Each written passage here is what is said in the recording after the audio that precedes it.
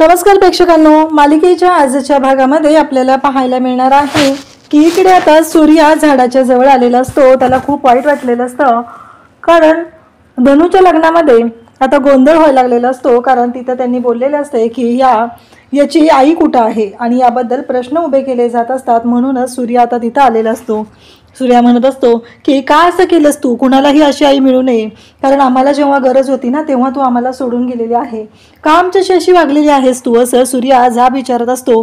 त्याला कुठं माहिती आहे की सत्य काय आहे, या सगळ्या मागं नक्की काय घडलेलं होतं याबद्दल सूर्याला काहीच माहिती नसतं. पण सूर्या मात्र आता आरोपावर आरोप करत असतो. त्याच्या लक्षातच येत नसतं की आपण हे सगळं काय करतोय, आपल्या आईच्या बाबतीत चुकीचा विचार करतोय, ही गोष्टच त्याच्या लक्षात येत नसते. आणि ते त्याच झाडाच्या मागे उभा राहून ते सूर्याची आई जी आहे ती ऐकत असते, बोलणं ऐकत असते आणि सूर्या मात्र आरोप करतच असतो.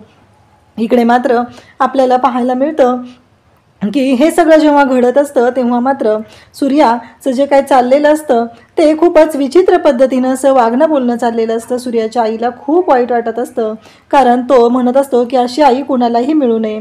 तेव्हा आई मात्र स्वतःला मारून घेते. काय झालं हे सगळं, माझ्या मुलांच्या बाबतीत हे सगळं काय झालेलं आहे, मी काय केलेलं आहे हे सगळं, मी असं करायला नको होतं, असं तिच्या डोक्यात येऊ लागतं आणि ती मात्र स्वतःला मारून घेत असते. आणि त्यासोबतच ती म्हणत असते की हे सगळं माझ्या मुलांच्या बाबतीत झालेलं आहे, माझ्या मुलांना एकटं टाकून मी गेलेली आहे, पण हे सत्य मला माझ्या मुलांना सांगावं लागणार आहे. एक ना एक दिवस वेळ आली की मी सगळं माझ्या मुलांच्या समोर उभं करणार आहे, सगळं सत्य त्यांच्या समोर आणणार आहे, हे सगळं ती बोलत असते.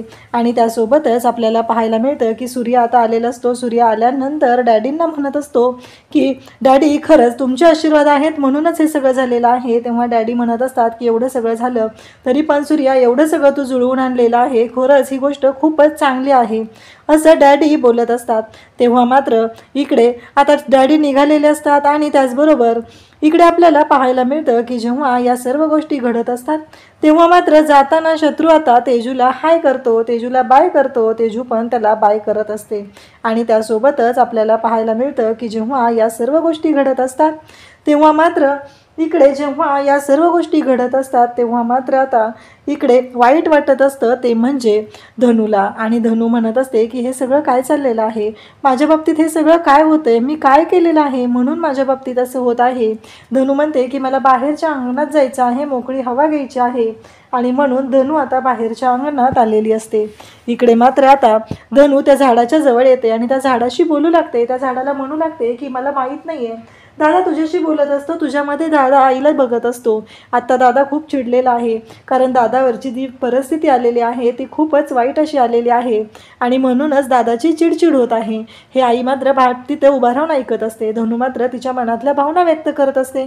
ती म्हणत असते की मला ना खरंच खूप वाईट वाटलेलं आहे, कारण मला ना कळतच नव्हतं की नक्की काय करायचं आहे आणि हे सगळं घडलेलं आहे. आणि त्यासोबतच इकडे आपल्याला पाहायला मिळतं की जेव्हा या सर्व गोष्टी घडत असतात तेव्हा मात्र पाहायला मिळतं की तिकडे धनू बोलत असते. ती म्हणत असते की आज ना मला खरंच खूपच वाईट वाटलेलं होतं, मला वाटत होतं की माझी आई ही माझ्यासोबत असली पाहिजे, तिने माझ्यासोबत असली पाहिजे, परंतु आज माझी आई माझ्यासोबत नव्हती. खरंच माझी आई तू असती ना तर माझं सगळं केलं असतंस ना, माझ्यासाठी या सर्व गोष्टी तू केल्या असतास ना, असं ती बोलत असते. आणि आज मला तू बोलली, मला किती छान आशीर्वाद दिला असता, माझी काळजी घेतली असते आणि त्याचबरोबर माझ्यासाठी सर्व काही केलं असतं, हे सगळं धनू बोलत असते. आणि तेव्हा मात्र इकडे धनूच्या आईला तिथं खूपच वाईट वाटत असतं आणि ती म्हणत असते की काही झालं तरी मी माझ्या लेकरांबरोबर असणार आहे. मग धनूची आई तिथे येते आणि धनूला हळद लावते. त्यासोबतच आपल्याला पाहायला मिळतं की जेव्हा या सर्व गोष्टी घडत असतात तेव्हा मात्र इकडे आता सूर्या दुसऱ्या दिवशी सकाळी तोरण लावत असतो आणि सूर्याच्या डोळ्यात काहीतरी जातं. तेव्हा मात्र सूर्याची आई आता तिथं आलेली असते आणि त्याच्या डोळ्यामध्ये फुंकर मारते. तेव्हा मात्र इकडे आपल्याला पाहायला मिळतं की काहीही झालं तरीही सूर्याला आता जाणवतं की आपली आई आपल्या जवळ आलेली आहे. आणि सूर्याला तो स्पर्श ओळखीचा वाटू लागतो, कारण त्याला जाणवतं की कुठंतरी आपली आई आपल्या जवळ येऊन गेलेली आहे. ही गोष्ट सूर्याच्या लक्षात आलेली असते. इकडे धनुची छान अशी तयारी चाललेली असते. सगळेजण धनुला नटवत असतात, सजवत असतात आणि त्यासोबतच तिथे आशा येते आणि धनुच्या गालाला काळा टीक लावते, म्हणजे काजळाचा टीक लावते.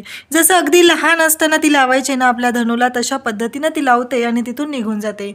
कारण तिने ठरवलेलं असतं की आपली धनु जी आहे तिच्याबरोबर तिचं लग्न झाल्यानंतर आता इथून जायचं आहे, तोपर्यंत धनुसोबत राहायचं आहे आणि धनुला काय हवं नको ते पाहायचं आहे. आपल्या मुलीचं लग्न आहे, लाडक्या धनुचं लग्न आहे, तर यासाठी तिनं हे सर्व केलेलं असतं. आणि त्यासोबतच तिथं तेजू येते आणि तेजूला आठवतं. तेजू म्हणते की हे सगळं काय चाललेलं आहे. तेजू तिथं विचार करत असते आणि तेजू म्हणते की अगं तुझ्या गालाला हा टीक कुणी लावलेला आहे. तेव्हा धनु म्हणते की नाही, मला नाही माहिती.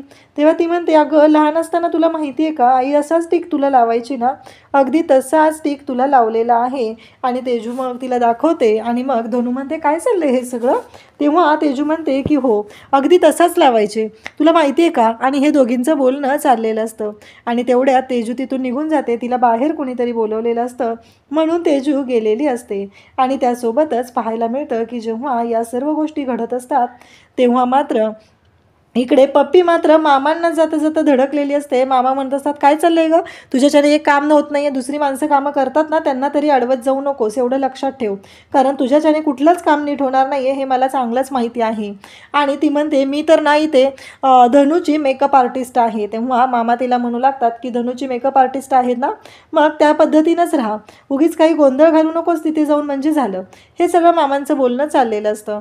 इकडे तेजू त्याचबरोबर तुळजा सर्वजण बोलत असतात, छान तयार झालेले असतात. लग्नाचा दिवस असतो आणि आज दत्तू आणि धनु यांचं लग्न होणार असतं. आणि मग ते धनु तिथं आलेले असते, देवाला नमस्कार करत असते, पण तिच्या डोळ्यामध्ये पाणी आलेलं असतं. तिला वाईट वाटत असतं की आता आपण या घरातून जाणार आहोत. या गोष्टीमुळं ती इमोशनल झालेली असते. त्यासोबतच तुळजा तिथे येते आणि म्हणते की ती गोड दिसते ना माझी धनु, असं म्हणत तुळजा तिला काजळाची टीक लावते. आणि तुळजा म्हणू लागते की काळजी करू नको. त्याचवेळी सूर्या तिथं आलेला असतो आणि सूर्या जुने ठसे जे आहेत त्याचबरोबर ते पुसून टाकत असतो आणि म्हणत असतो की नवीन गोष्टी करायच्या आहेत. आणि मग नवीन गोष्टी करायच्या आहेत यासाठी आता तिथे सूर्याने ते ठसे घ्यायचे असतात धनुचे, असं सांगितलेलं असतं. आणि धनुचे ठसे घेण्यासाठी पुढची तयारी त्याने केलेली असते. तुळजा सूर्या सगळेजण खूप खुश असतात. फायनली धनुचं लग्न होत आहे आणि धनु तिच्या सासरी जात आहे.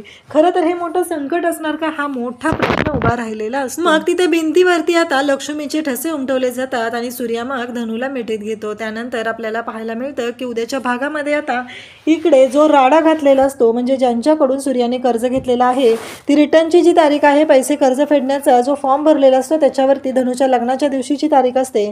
आणि त्यांना फोन केलेला असतो आणि त्यांना सांगितलेलं असतं की आजच ते कर्ज घ्यायचं आहे. आणि इकडे आता डॅडी सर्वजण लग्नाला आलेले असतात, पण आता नवरदेव काही आत येत नसतो आणि जे त्याची आत्या आहे ती म्हणत असते की हे सगळं आमच्या अटी मान्य झाल्याशिवाय येणार नाही. धनु तिथे येते. सगळेजण म्हणतात तू काही इथे आली. धनु म्हणते की आले मी, नवरदेव आत येत नाहीये ना म्हणूनच आलेली आहे. आणि असं म्हणते अहो चला ना दत्तू, असं म्हणत नवरदेवाला हात पकडते आणि उमऱ्याच्या आतमध्ये घेऊन जाते आणि सगळ्यांना सांगू लागते की हे बघा आले नवरदेव आतमध्ये. आणि फायनली धनुने सगळा प्रश्न मिटवून टाकलेला असतो. डॅडींची माणसं मात्र इकडे आशाला शोधत असतात. डॅडी विचारत असतात सापडली का ती आशा, पण डॅडींना काही ती दिसत नाही. आणि नेमकी तिथे लग्न मंडपामध्ये आशा डॅडींना दिसते आणि तिथंच डॅडींचा बँड वाजतो. अशाच अपडेटसाठी चॅनलला सबस्क्राईब करा.